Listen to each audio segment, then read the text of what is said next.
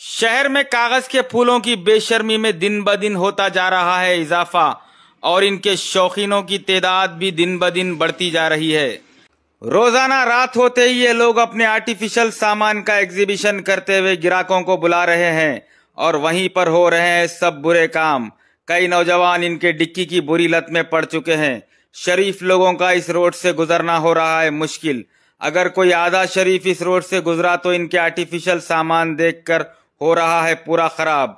और कई लोगों की यह भी कंप्लेंट है कि उनसे पैसे लेने के बावजूद डिक्की में सामान रखने नहीं दिया जा रहा है। पैसे वापस मांगने पर यह आधे अधूरों की गैंग कस्टमर्स पर कर रही है हमला। मुकामी आवाम ने रच्चाकोंडा कमिश्नर से गुजारिश की है कि ऐसे बेहुदा माहौल बनाने वालों पर सख्त कार्रवाई करें।